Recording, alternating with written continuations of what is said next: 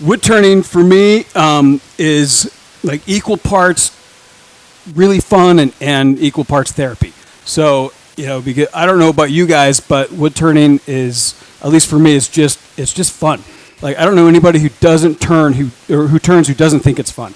It's just fun. So natural edge bowls for me were always really interesting, and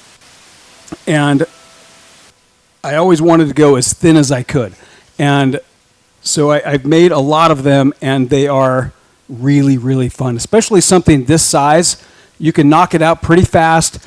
It's low consequence. The big ones I have one in the back that's one of the bigger ones that I've made that's thin, and the consequence is a little high. But these little guys like this, if it blows up, you just grab another piece and throw it on. When they're wet, it goes really fast. So I'm going to send these 3 around, and I had kind of a spell where I was doing a home remodeling, and I didn't turn anything since last October. And I agreed to do this, and I'm like, man, I'm rusty. So I knocked these out, and I realized that it's still there. So I'm just going to pass these around just to see, right off the lathe, kind of what they look like. And then I had one more that's just, I think this was box elder, and box elder is great because it can go really, really thin when it's wet too. So for me, natural edge bowls, I'm not picky, I'm particular. So, a lot of times you'll see, the bowl like this. So it's that kind of infinity shape, which is great. I turn a lot of those. But the more I turn, the more you start to realize what you like, and you gravitate towards your style. So what I like is pieces that are almost flat on top. So when you get a tree that's not round on that one side, it's more flat, that's what I really love. Because I like the bark edge, if I can keep it to be, all the way around like a regular bowl. To me, that seems more interesting. But there's no wrong way to turn, a natural edge bowl. As long as it's natural edge, it counts. And if you guys have any questions that I didn't answer, I've got my email up here. Reach out and email me, and I'll try to respond. That's all, I think, the notes. Okay. I have options, depending on what you guys want to see. I've got pieces that I rough turn the back to get the tenon on, and just a basic shape. Out of cherry, I've got a couple of those out of cherry, and they're already, and so you can see these are it's pretty flat all the way around, and that's kind of what I like to do. I've got some that are, if you want to see the whole process of how I do the shape and the tenon, we can do that as well. And these smaller pieces, they go pretty quick. So I've got a couple of those also in cherry. And then I picked up some apple last weekend, which is one of my favorite woods to turn, I think partly because I never get it. The big apple trees, they're always rotted in the middle. So when they do come down, it's hard to get really good material out of apple, at least that I've found. So, and it smells good. So I've got a couple pieces of apple that I roughed, and I'm going to leave anything I don't turn. I'll leave here, and maybe we can raffle them off. People can try them out and do your own. And then I had one more piece here. So those are medium. I have a regular one if we had time, or we can raffle this off, and you can just try to turn that as thin as you can. Or if you want to do, sorry, I bag everything because I don't want anything to dry out. The key for natural edge thin wall turning is it has to be wet. I should have mentioned that first. The wetter the better. This is ash, and it's getting kind of funky. But this, if we wanted to take the time, we could do this. I kind of think the faster ones, we can just knock through them if you want. What's everybody's feeling? Small? Just rapid fire? Yeah, okay. Start to finish? All right. Easy peasy. Okay. Yeah. Which one is going to be more interesting? When I'm cutting these blanks out, I have got a set of rounds that originally they were cardboard, and now they're out of thin plywood. I had a friend just make a bunch out of, I don't know what it is, like a little thin, like masonite or something. Yeah, cardboard works great. A particle board, yeah, any of that stuff. The thin is good because then you can stack them up. And I just put it over the top of that and usually get a nail because there's a hole in the middle, and then that's my center, and that's my starting point. If you saw like me and nothing's ever straight, it's all weird and wonky, then when you get it on here, there's things you can do. Once you start to get the shape, you readjust until these bark edges all kind of line up to get, because it feels awkward to me when one side, when I'm doing that big shape that's all on top, if one side is too low, it feels off balanced. The times I've deviated from that was when I really wanted to show, it had a big fissure in it, kind of like this guy, and the grain of this crotch piece is going to be pretty. So it was almost like a window into it, but that's neither here nor there. All right, so we can just get started. So after I cut this off, and usually I think I trim this on the bandsaw. The small pieces, they don't work great with the chainsaw. It just grabs it and throws it. Big pieces, I trim pretty much everything on my little chainsaw. I don't even bother with a bandsaw on the big pieces. But the little ones, you kind of need to. And then the two-prong drive, they usually have a little center thing in there. Mine just, I don't know, it broke off at some point. And when you put that in, you want that two-prong to line up with the grain.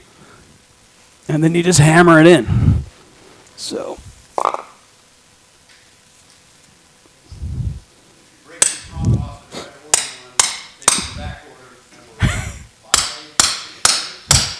I just didn't even bother.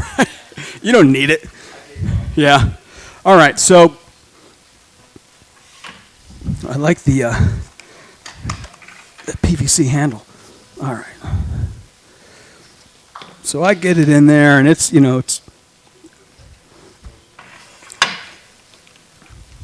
give yourself enough room.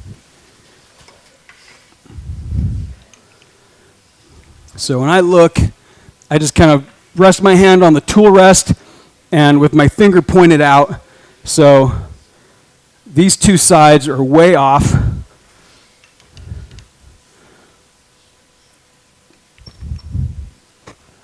So I want the two high sides to match and the two low sides to match. And you can get as finicky on this as you want or just turn. I mean, doesn't really, doesn't matter too much. Okay.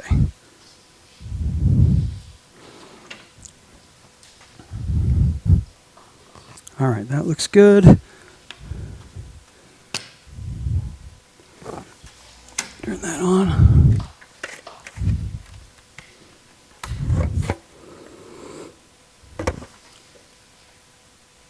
When I start out on these bigger cuts, I use the, I think that's the 3/4, maybe a 5/8 bowl gouge.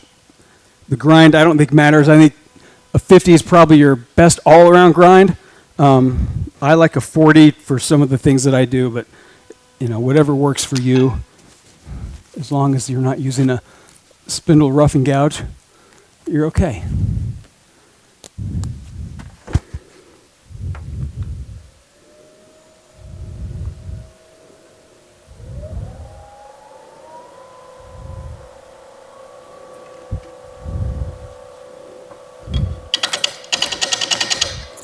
So if you've got questions about what I'm doing, just yell, and I'll see if I can answer it.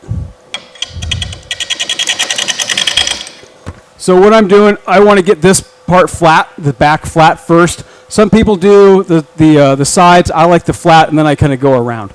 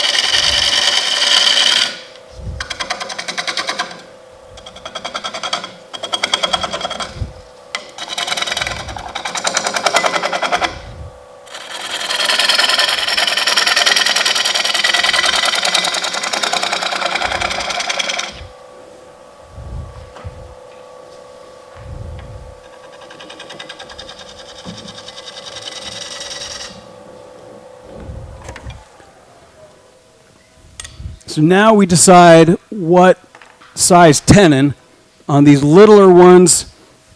You can get away with the smaller tenon. Otherwise, I like to go the biggest tenon I can have on the bowl. And when I mark my tenons, I use one of these calipers. Only touch the left side. If you touch both sides, it can grab it. And I put it on. So I put a slight declining cut on here, so it kind of comes up like this. So when I put this on, I can get a good mark.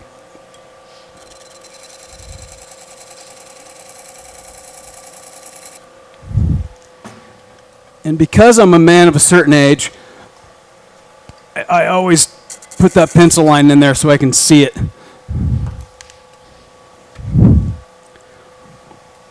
And then I switched, when I want to go in to start to define that, I use the 1/2 inch.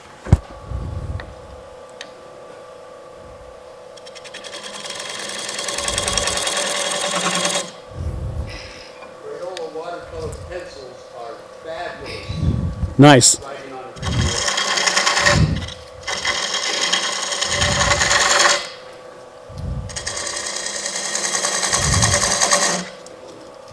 And I do the stand record trick. I do two shoulders. I do the tenon and then a second one. And I can talk about that, about why in a minute. So I've established where those two things are. Now I can start to make this shape.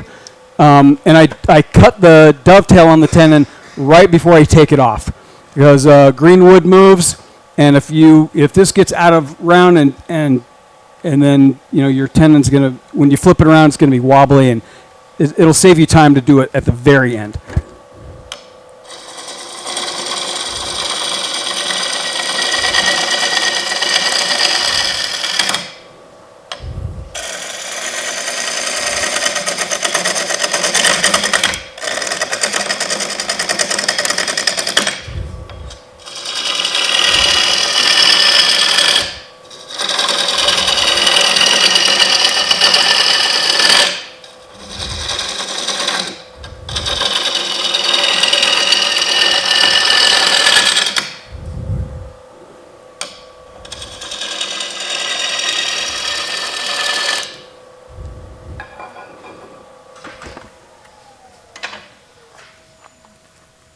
And I always turn the lathe off when I'm moving at this stage, because this is really out of round, and if one of those corners catches, it's not very fun.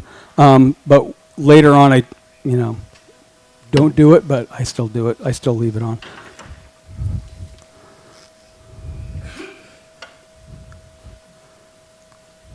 And we joke about that, and it's funny until somebody doesn't, and they move the tool rest in, and it seems really unpleasant. And the other thing with green wood, just keep checking that to make sure that is pushing in. The same thing on the chuck jaw, it'll loosen, so just keep checking.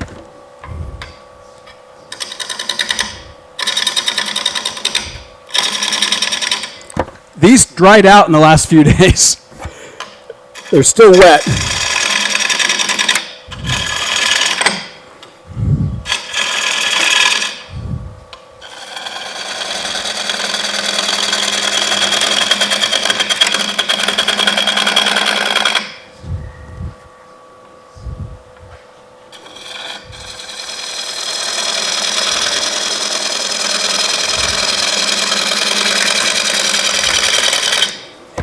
Yep. I've got a question back here about Yes. orientation of the gouge, if maybe some of the newer turners are... Yes. So when I'm cutting the different cuts that I make, once I get this pretty flat, I do kind of a pulling shear.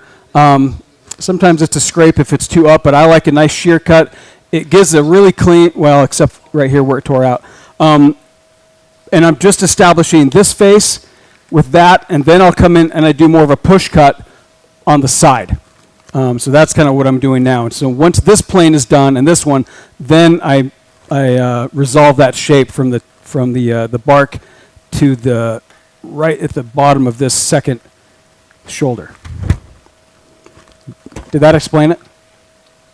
I think All right, so clocking of the, how open the tool is. so it's, I don't know, can you see this from here? Okay. All right, so So for the shear cut, you're cutting... yeah, so for the shear cut, you want the tool rest, pretty close, and sometimes this bottom thing gets in the way, or you could just bring it up like this. So it's cutting. You're at 9, 10 o'clock. Yeah, 10 or let's see. I mean, it's almost, if this is noon, I'm like this. So that would be 1 or 2 maybe, but I'm on this side. So when it's up high like this, I don't know if you can see, those are pretty fine shavings. And I don't worry about the tear out at this point. These are rough cuts. When you flip it around, then I take care to finish that up.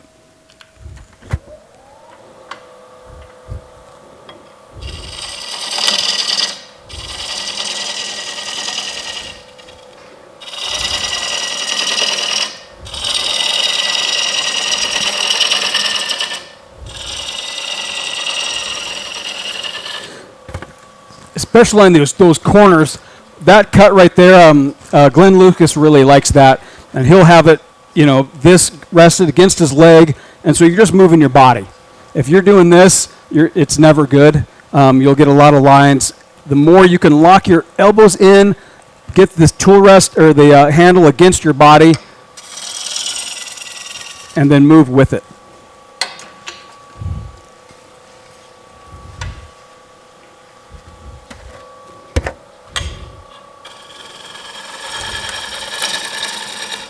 So I've got my right foot forward. The handle is against my leg way down here. And I slide it on the bevel, and I bring it around until it starts to pick that cut up. And those are pretty good shavings.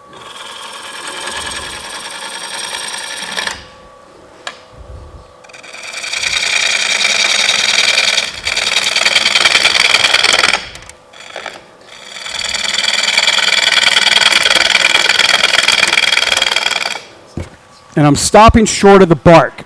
If you want to keep the bark, don't push cut that through. It'll just chunk it out. I come back the other way, or I leave it until I flip it around on the chuck and then get a nice fine cut. So we can check. So what I'm looking for, these flat spots, I want to get those out.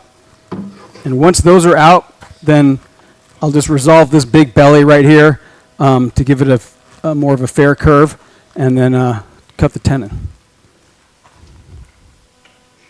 The other thing you could do on the bark edge is come in this way.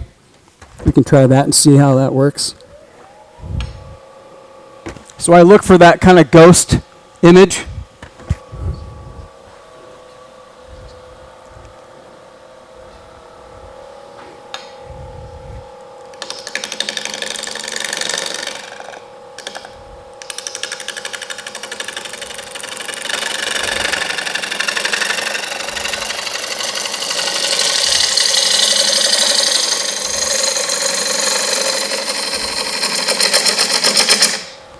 Getting bit thick for that push cut.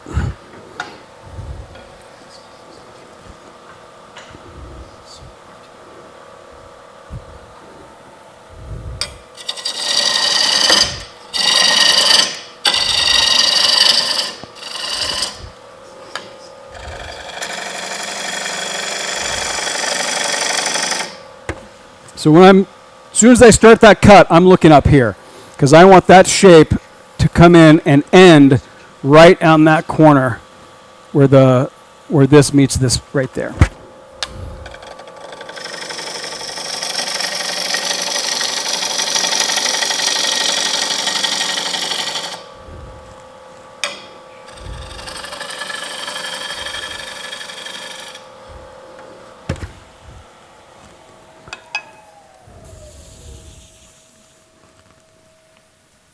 So there's a little flat here that I think we'll get when we flip it around.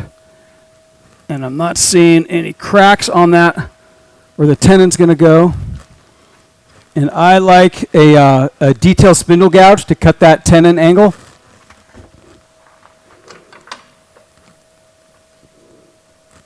That's another Stan record thing.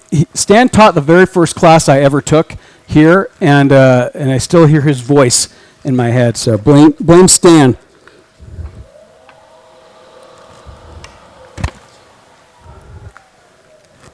I recently discovered a really important tool for my wood turning. Again, we're men of a certain age.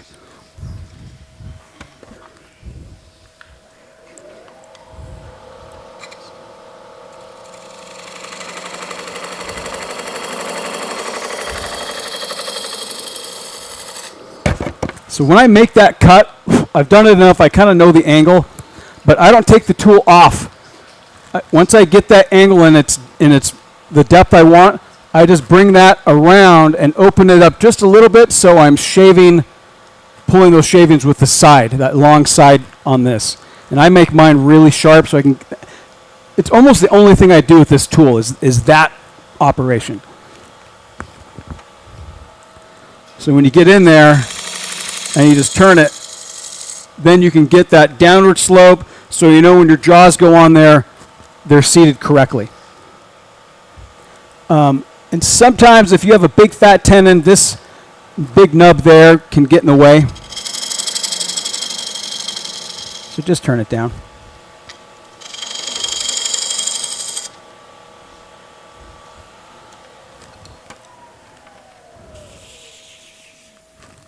All right, so I'm happy with that.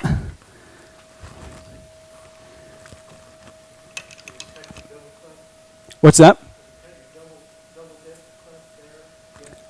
The cleft? Yes, yeah, the double tenon. So yes. The reason I like this is when you're following this shape, on a natural edge bowl, I like smaller feet, and I base the feet on the usage. So a salad bowl, I want a big, solid foot. But for decorative stuff, you want a dainty foot. It's more artistic. But if you want to use this for candy or car keys, then put a big foot on it. Right? There's no rule that says you have to have a small foot on a natural edge bowl. It's based on the use. So when this comes in, so if I were doing a salad bowl, I do this on all my bowls. This is my foot, that second shoulder. So, and if I go too far in and I'm through that, this is your fallback. So that's why I make that tenon most of the time as big as I can get away with. You can always turn this second one down, but if you go through too deep in the middle, you can always fall back, and then that'll be your foot. So it's like an insurance policy.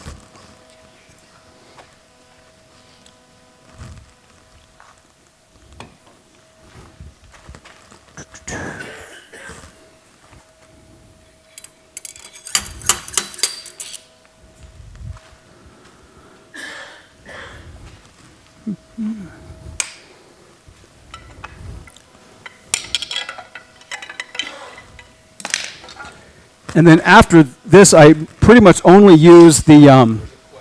Do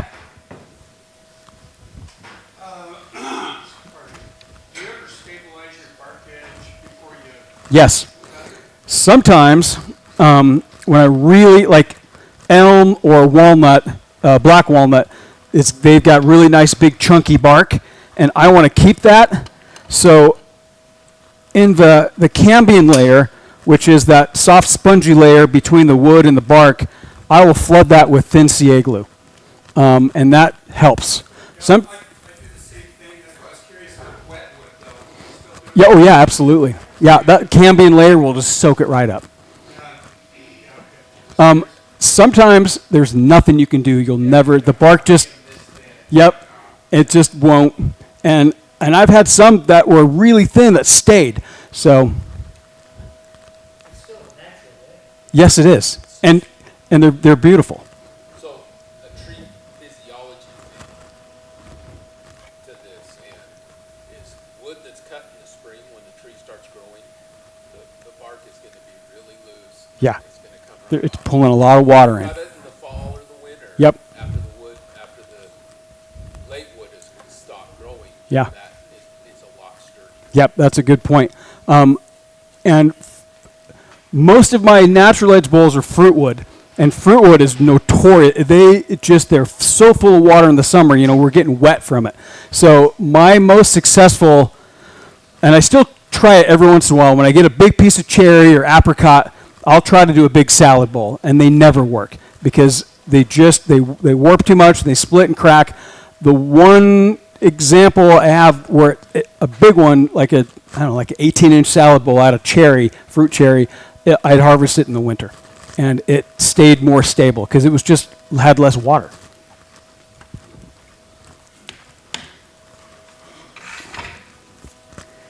Yeah, a million things to learn, and all of them are fun.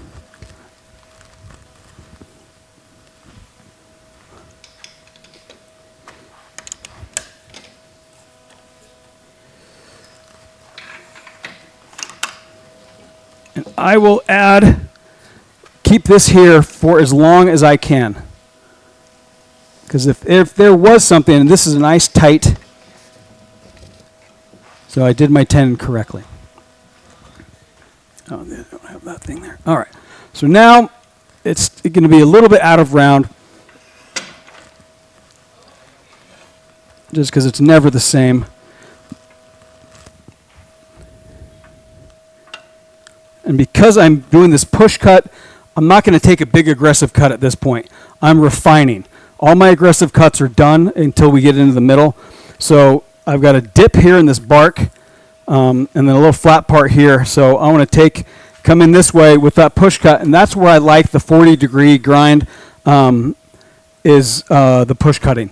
And then some of that pulling of but I think the 50s work that way too. But to test it, I was like, do I have that right? And I did these with a 50 and the 40, and I still prefer the 40 for those cuts. But the only 50-degree grind that I maintain is on a really big gouge that I do with giant bowls. It just takes the stock off a little, and it's the angle of the grind is a little more robust. The 40s can sometimes chip if you're doing like honey locust that's dried. Okay.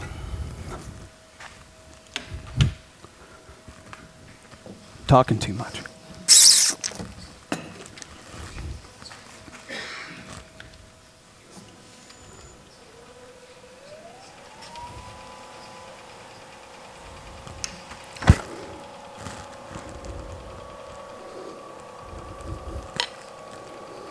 So I look for that ghost image, and I'm just taking a 1/16 of an inch, or maybe an 1/8 if I'm feeling lucky.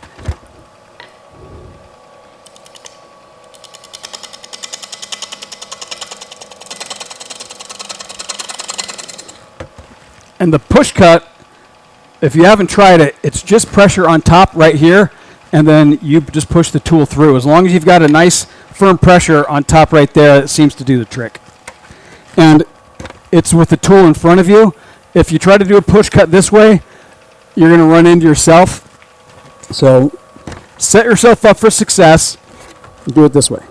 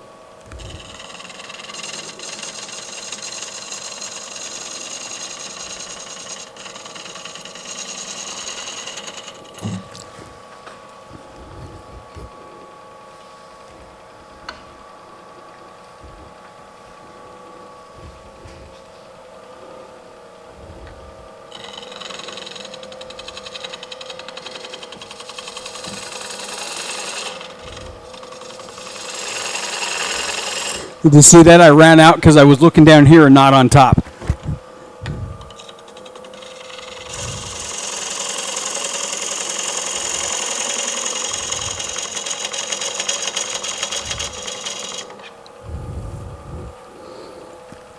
All right, so I've got a basic shape of, I've got a little bit of a belly right there, but this part feels nice. So now I'll come in and I'll do that pull with this almost straight up and get that nice shearing edge, and that should take out all of that stuff.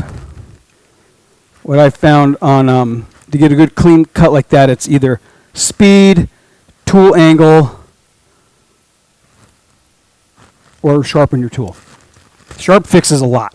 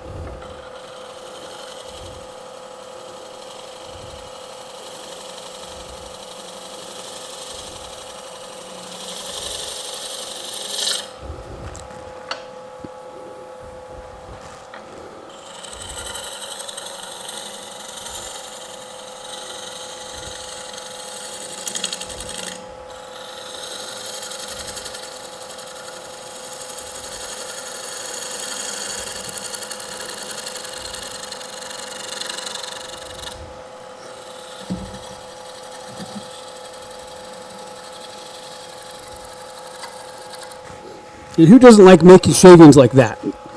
It's fun.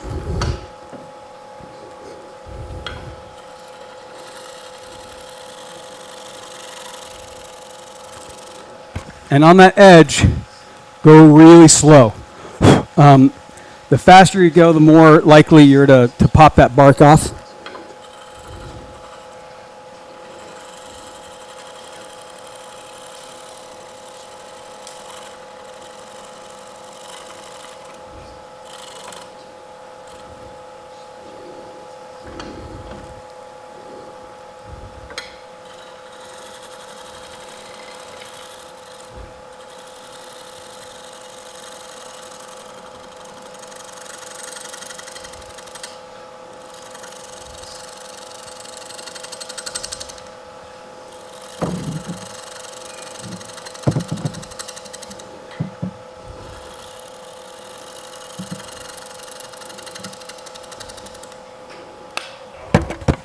Yep.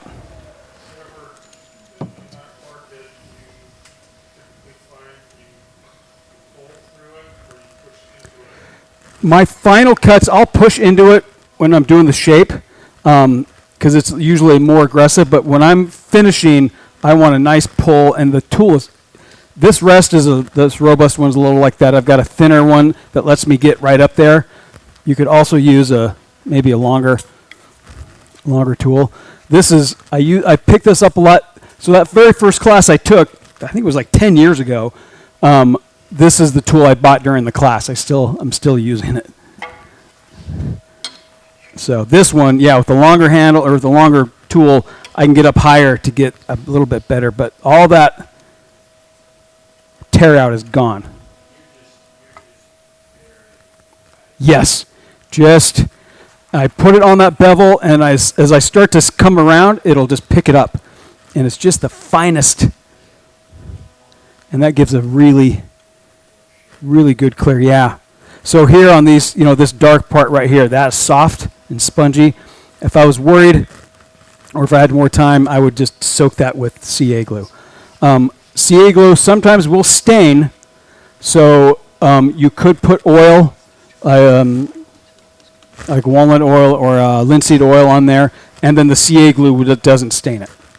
And I'm a little embarrassed I just learned that a few years ago when I took a class from Mike Jakovsky, and he shared that trick, and I was, it was like, oh my gosh. Yeah. Yep. And cherry also can bruise. So that's why I always grind that bevel off, or that shoulder off there. But so I'm happy with this. These lines, they will sand off in like 2 seconds. Yes, thin. Yep, and I buy it by the gallon. So if you email, I can tell you where I get it. Yeah. What I do with mine is the tip I use. It's just got the smallest hole in it. Yep. And as I drag it like a pen along the, what do you call that soft part of it? Yeah, the cambium layer. It just kind of spreads out, right? It doesn't spread out. It just, I watch it soak in as I do it so that it Yep. doesn't stain the wood up. And sometimes on the angle here, you can Tiny hole. train it to just drip down and follow that. Yeah, it's a good skill. Yeah, I buy my tips from off of Amazon. They're like this long, and they're really thin, so they work great for that. Okay.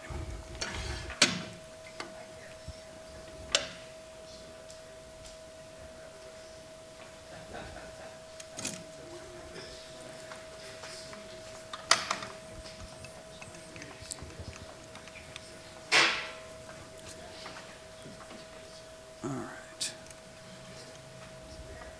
So this guy is a little taller, but if it was really off when it was back the other way, I would have, removed the tailstock and altered it a little bit, put it back, and then remade those shapes. So, don't, if you get something and you're not really loving it, flip it around and return the tenon to get it the way you want it. You're in charge.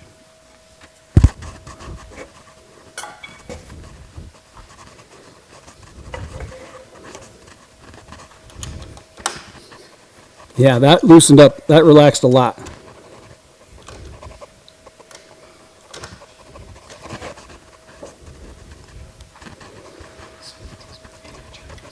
So what am I supposed to do?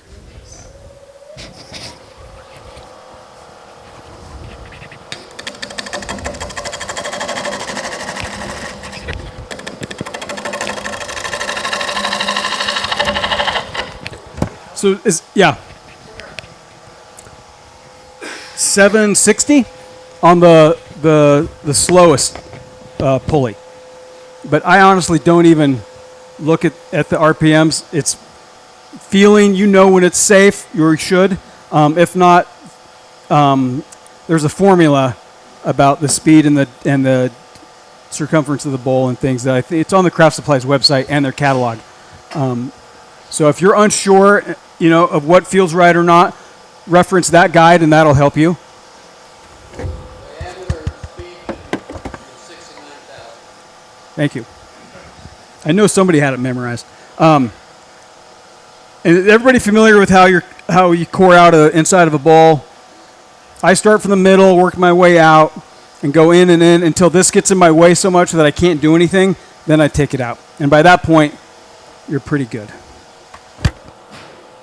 Just don't get it catched and come back. Then your bark's gone, and then you have, and like Alan said, without the bark, they're still beautiful, and it feels like modern Danish style to me. That's what I always felt like. And sometimes I'll take the bark off because I want that.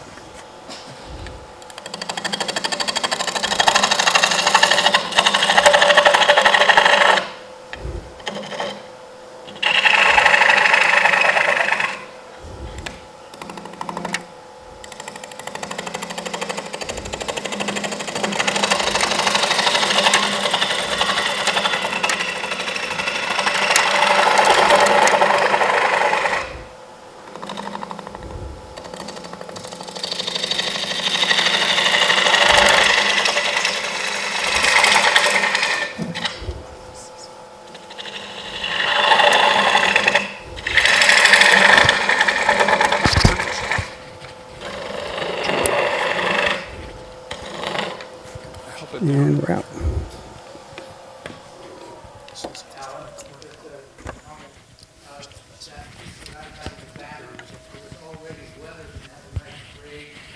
Oh, nice.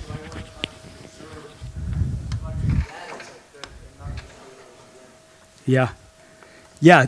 It's all of this, there's just choices to make and follow what feels right. And if it doesn't work out, the stuff grows on trees. Just throw another one on. There's always another bowl. And once your friends and family they know you're a wood turner, you don't have to look for wood anymore. It just comes to you.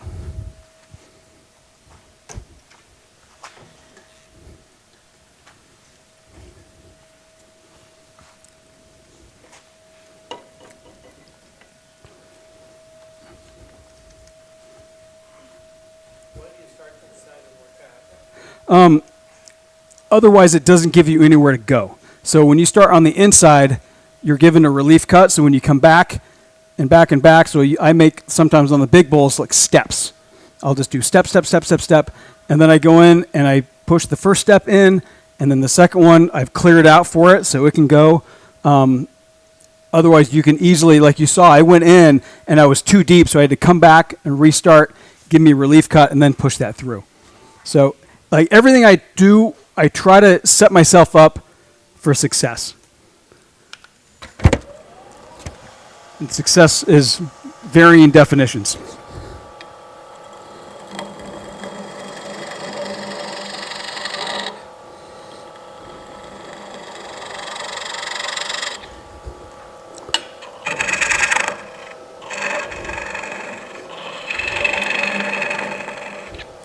So now what I'm looking for, I want to get this deep enough to where when I'm cutting the sides, I have somewhere to go. If I try to do it now, it's going to be shallow, and it's just going to, it's not the appropriate cut. So I'm going to go deep enough to where I'm past the lowest side. So when I cut through, I'm past that side, but not so far deep that this side's become unstable. The bigger bowls you have, the more that is really, really critical. Smaller ones, you could almost get away with anything. They're very, very forgiving.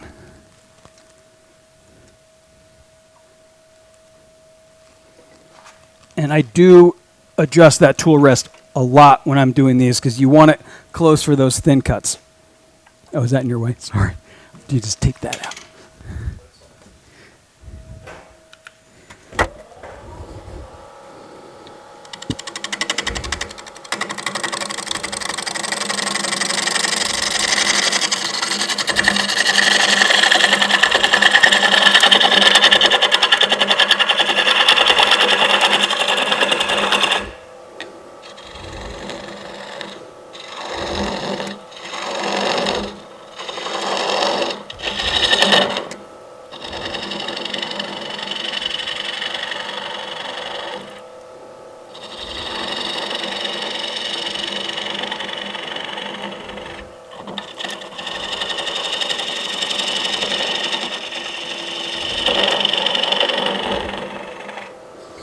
And this stuff, when it's really wet, it moves while you're turning it. So it's, you're always kind of chasing it.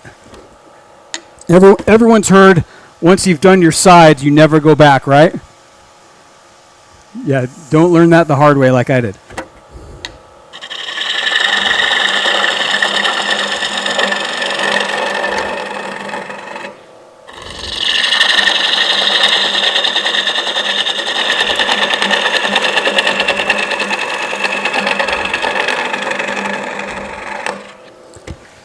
The one thing I don't like about the 40-degree grind, when you're in that bottom third of the bowl, it doesn't like that.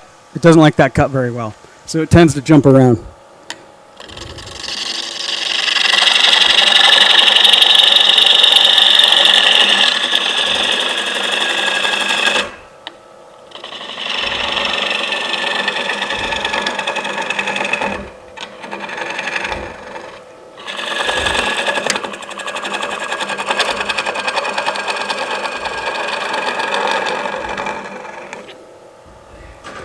All right, so now I start making decisions. I'm deep enough. I'm going to start cutting the sides in. And the thing that I like, I usually have a light here shining, so I'm looking at this side and this side at the same time. Your eyes are going to kind of go a little wonky, but it's fun. And then I'll move, since I'm not going to be cutting here, I want that in.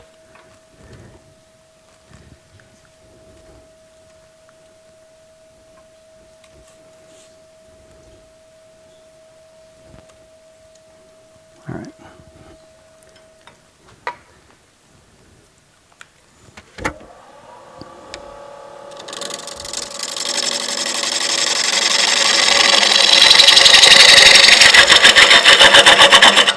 When it does that, I use a 60 degree to get those the bottom part.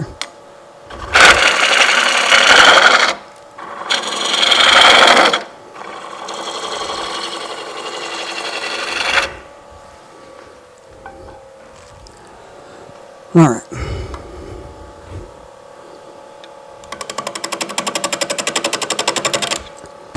So I'm looking that the end of my bevel is pointed straight this way, because wherever that's pointing is where your cut's going to go. So if I'm coming in like this, I'm going to be cutting that way. If I'm in like this, I'm going to go through the wall or through back here. So, you just sight right down it. And it's hard to keep that against your body, so I lock it into my arm, and that's the next best thing, I think.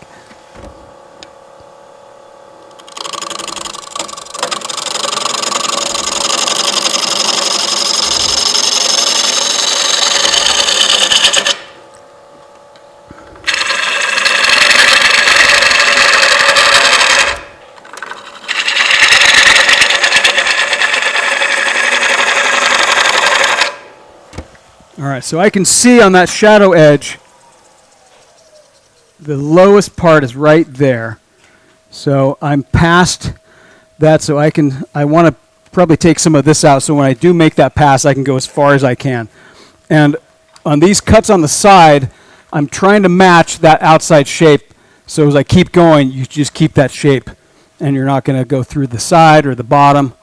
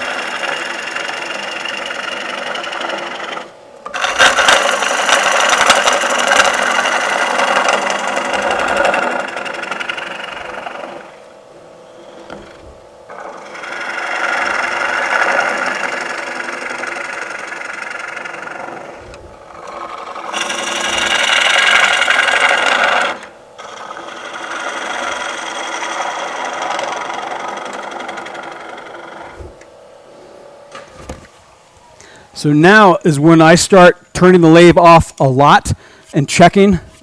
I want to make sure, so it's a little fat here, this is good. I'm going to make one cut right into here, and then I'm going to start going really thin.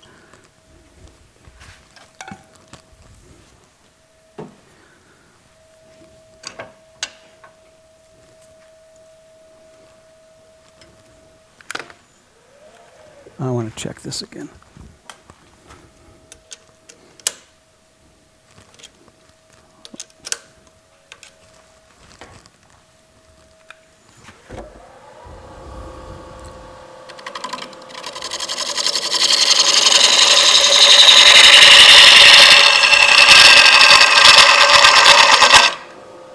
All right, so now I've got a runway. I've got a runway where I can just make that curve and start cutting.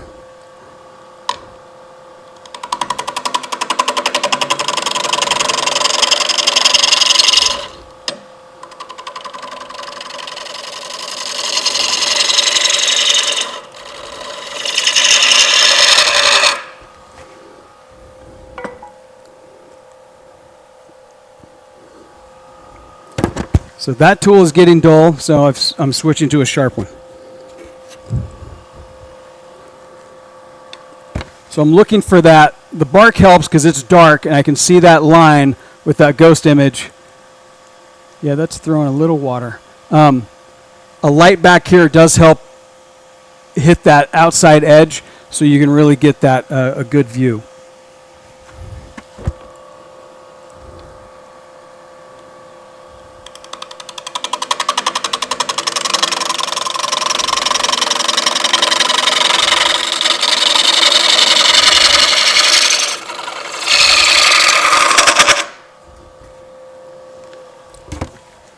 So now look. So we're losing the bark. I don't know if there's anything we can do, but like I would CA it at this level just because I think it's probably worth saving. But for this instance, we're going to let it do what it wants to do. So, thinner.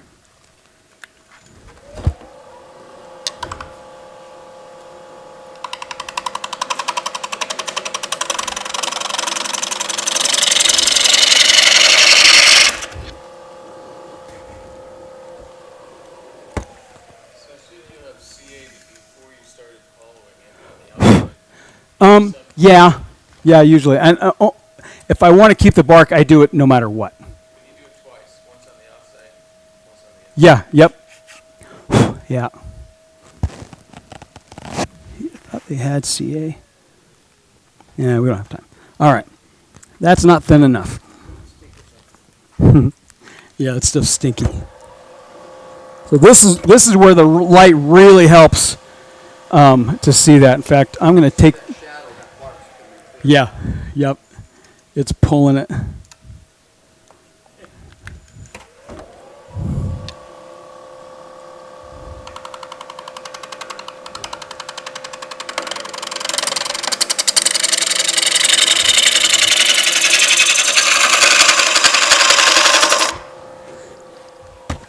So I try to move my whole body, not my arms. Yeah, we're going to lose it all. Let's just take it off.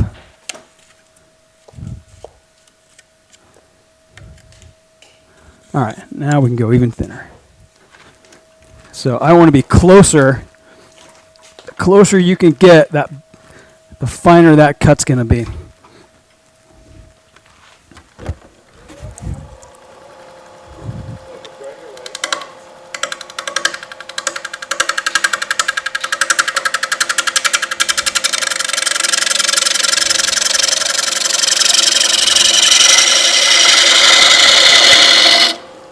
I think that was my last cut on the side.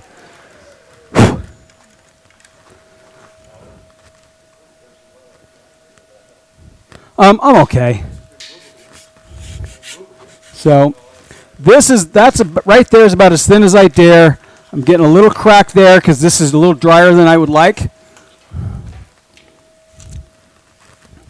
But I want to make some room. And one of the bowls I sent around, oh yeah, thank you. Oh yeah, yeah, that does it. That does it? Yep. So it's just hitting that just enough. Thank you. One of the bowls I sent around, it kind of cracked like that because it was on the dry side. And then I add a little CA glue and brass powder and call it good.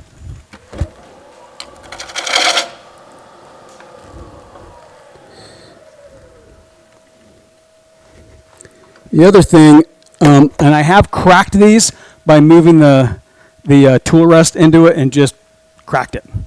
So always check. Because when they get that thin, you look at them sideways and they crack.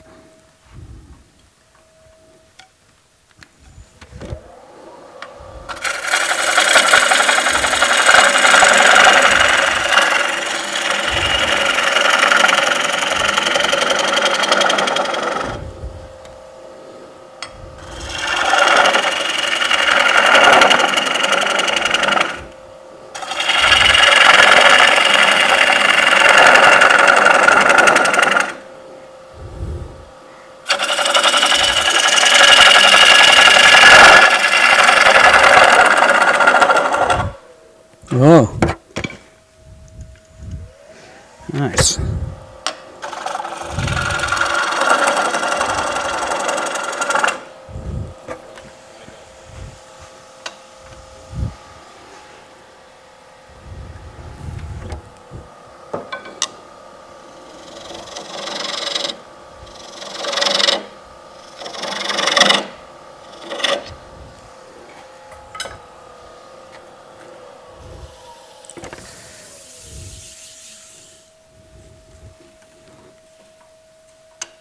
So we're good here, and you can feel it starts to get thicker right there. But I want to get some of this out so I can make that cut a little thinner.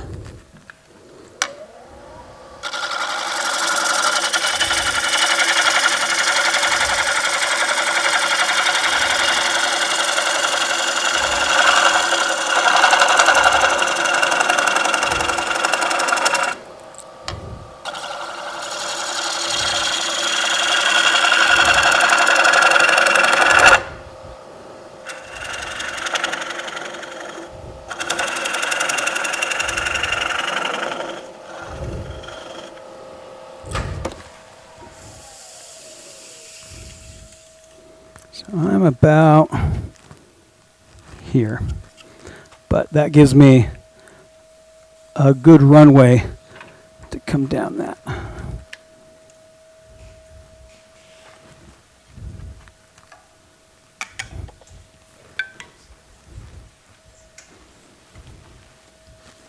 Sometimes I'll draw a line in here that tells me where I need to go, but I think I can kind of feel that.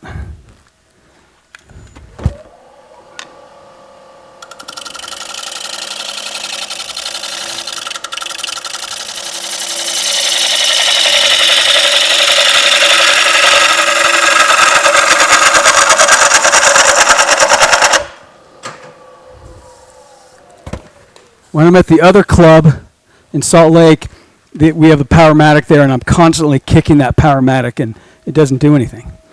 But I'm so used to that shut-off bar. Yeah, this guy would. All right, we can go more.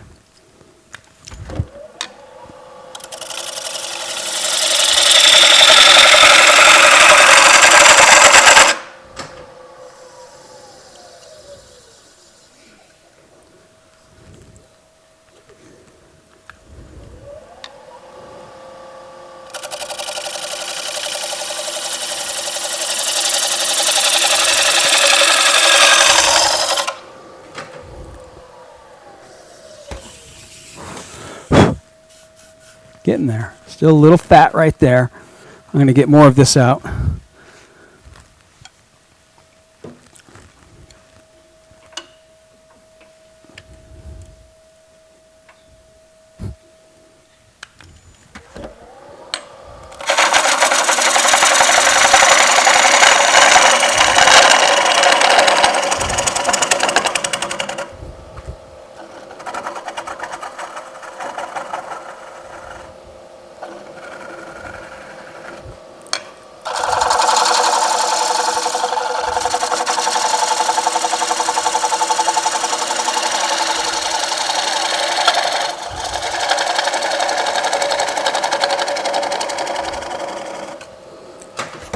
So now you got to worry about the bottom and the sides. I think I'm still good there. So there's a big fat chunk right here, starting there.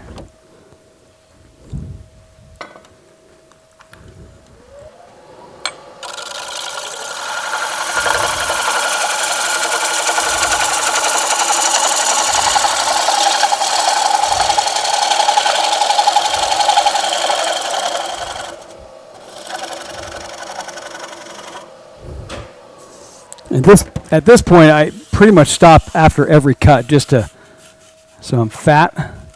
So I can go, I'm going to try. Pick it up here and come in.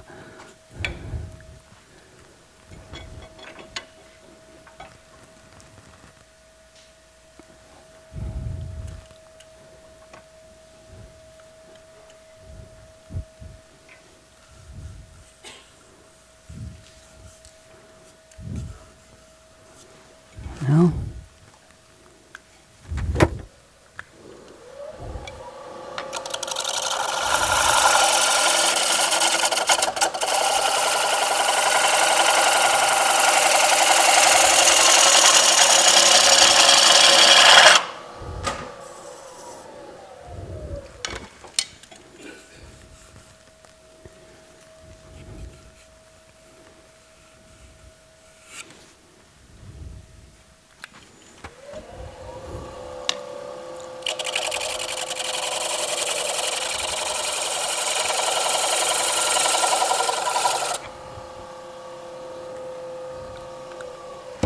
So on that cut, I'm looking on this side because it's just such a small line that I can see what I'm cutting there, and I can't really on this side. And if you, it's hard to tell.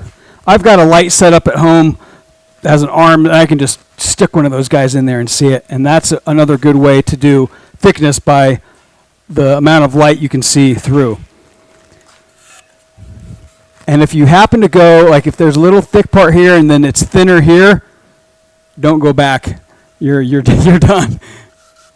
But I'm a little, we're going to try it. I'll get my sharpest one. What's that? Occasionally. Scrapers for me, they're kind of hit and miss. When they work, they're wonderful. When they don't, they just tear out. But that 60-degree grind on this guy is 99% of what I use on the bottom. Okay. Yeah, so it's, if, yeah, I think so. Okay.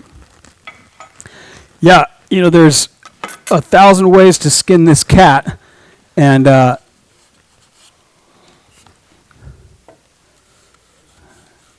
with what works for you. And sometimes, like this side feels thinner than this side. I think that might be part of the movement. We're going to try to shave a little off.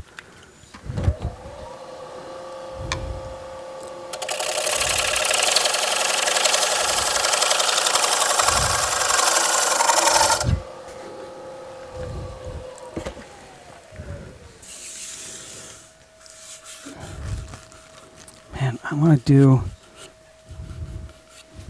a little more.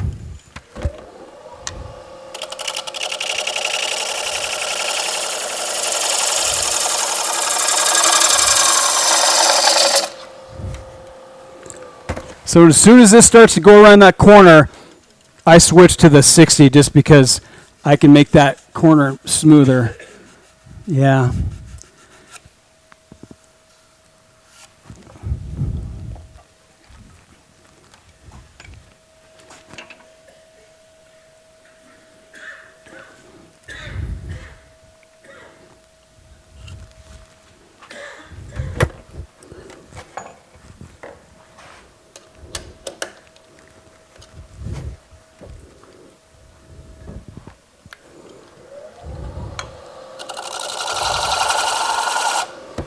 So what I'm doing, I'm just letting that bevel kind of rub on that. As I come around, if you're close enough, it just picks up where you need to start cutting. So on that little shelf right there, so I'll slide that bevel on there, and as soon as it kind of hits that shelf, it'll start cutting.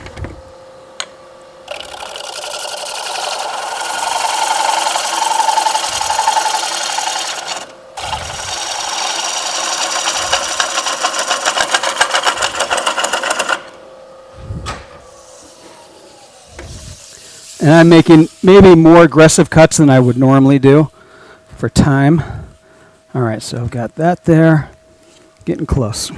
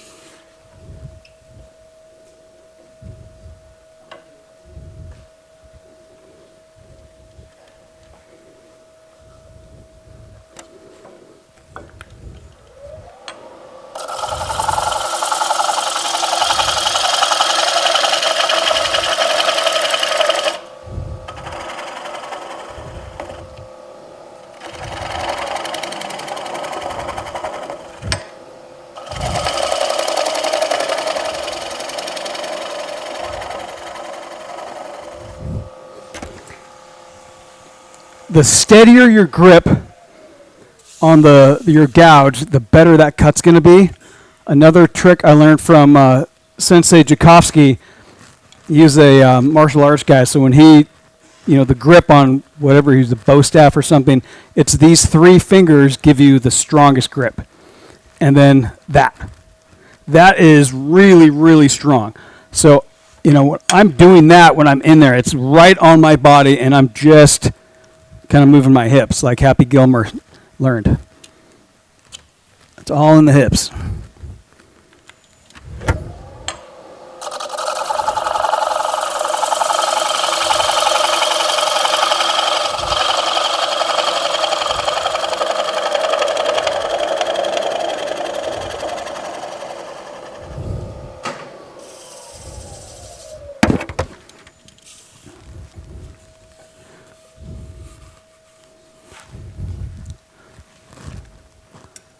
I should probably give Mike royalties because I use his stuff all the time.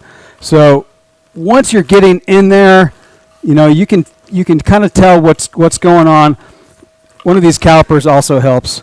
You just slide it down and see where you are. So I'm still got plenty of material here to turn.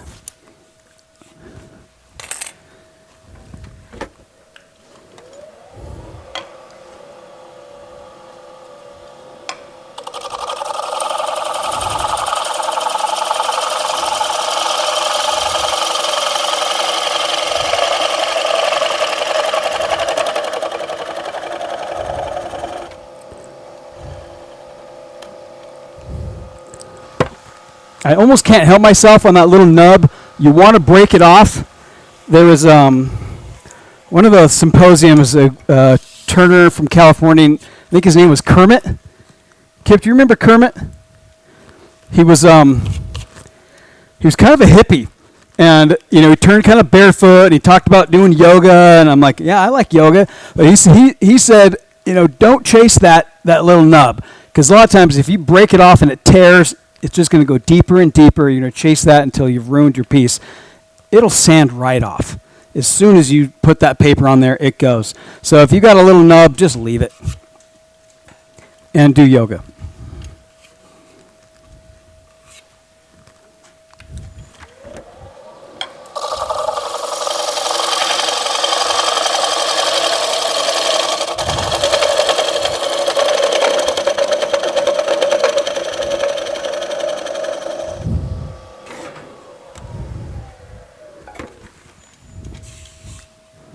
All right, so now I'm just past here. I can fall back if I need to, so now I can just kind of resolve this shape. I've got a little dimple there. I've got some room here. So I'm going to switch to a sharp gouge. The advantage of having multiple of the same gouges, you just sharpen them all, and you just work, and then sharpen them, and then you just keep going. I like that method. The other one is to have your grinder right next to you so you don't, it's just easy, make it easy to sharpen.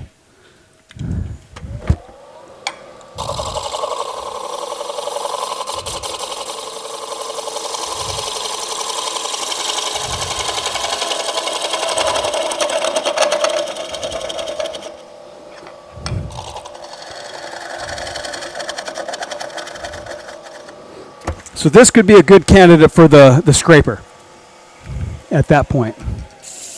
That would get the nub off. All right, so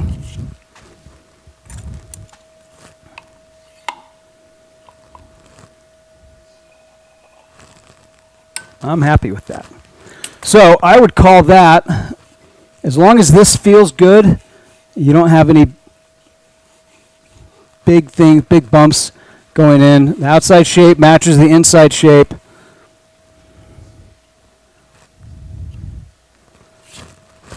At this point, I would say that I'm done with this and take it off. I take the foot off once it's dry. The foot is not that thick. I have had them cracked before, but usually, sometimes they'll, on the really wet stuff, sometimes this foot will get a little wonky and crack, but I leave it on like this, and when it's dry, sometimes I'll put it in a plastic bag and not tie it, just kind of leave it. Other times I'll just leave it out. The bowl will warp and do what it wants to do, and the tenon becomes less important. I can put it back on there even if it's all wonky, because I'm not cutting. I'm not even spinning it while I sand. I turn and sand and turn and sand and turn and sand like that. So as long as it can kind of grab on, it's okay.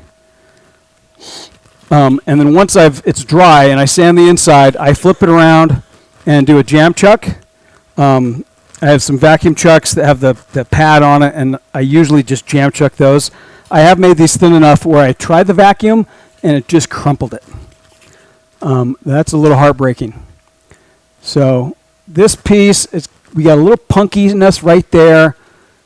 That might turn into a crack on the inside. It might not.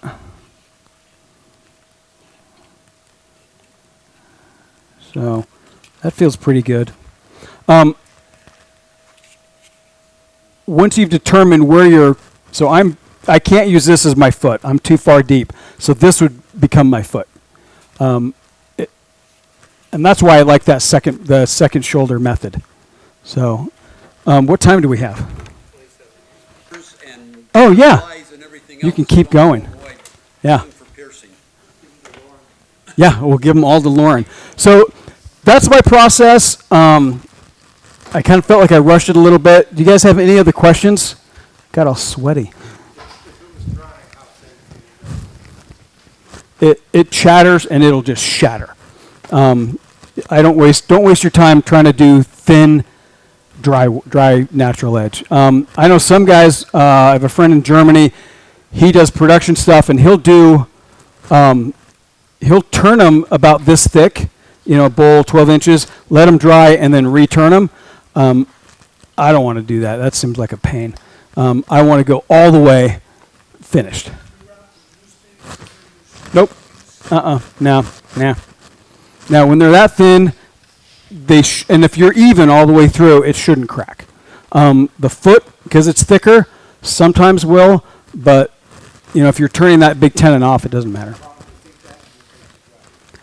This week, probably a couple of days. So when it's really hot, I would probably just put that I use these bags all the time, and I would just do that. And that's usually enough. The bigger ones, like this guy, I would probably take a little more care, because this takes a long time to do these, and I don't want to mess it up. So I would probably absolutely put it in a bag and just take my time drying it. Close it up, fluff the bag every couple of days, but then close it back up and just let it do what it wants to do. And occasionally, when, like, who did that natural edge burl set back there? Kevin. So sometimes when I've got those, I'll leave them thick when I core it and just put them back in a bag, kind of set like that, and let them spalt and get all fungus and gross. Like this guy's turning green. And then, because Utah woods are so light, some of that spalting will leave that stain and give it a little drama. So that you can do that. So this one's getting a little green. I don't know if the green will stay or not, but it's an interesting piece. As you can see, I C8 glued the crap out of this bottom part. But it held, and I did this a couple days ago. Anyways, that's the process. I will leave all of these blanks here for you guys to practice. There's some fun ones. So if you're brave, go as thin as you dare. And, get that thinnest part and think, okay, I can go a little thinner. And if you blow it up, just do another one. Yeah. So sometimes you can spray a little water in here. That helps. But the wetter the wood, the better for natural edge. And I like fruit wood the best for that. No. A lot of times that'll crack it. Cherry. Yeah. Those apple pieces that are going to be nice. You guys are going to like those. Any other questions? How long would that big one take to dry? If I go, thin, less than 1/4 of an inch, maybe a week. When they're all thin, they dry pretty fast.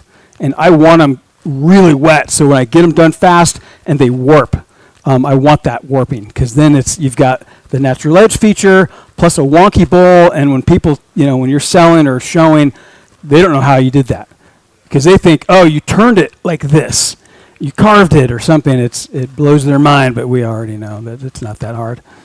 So it's a good parlor trick. Other than that, you guys have been a good audience. Thank you.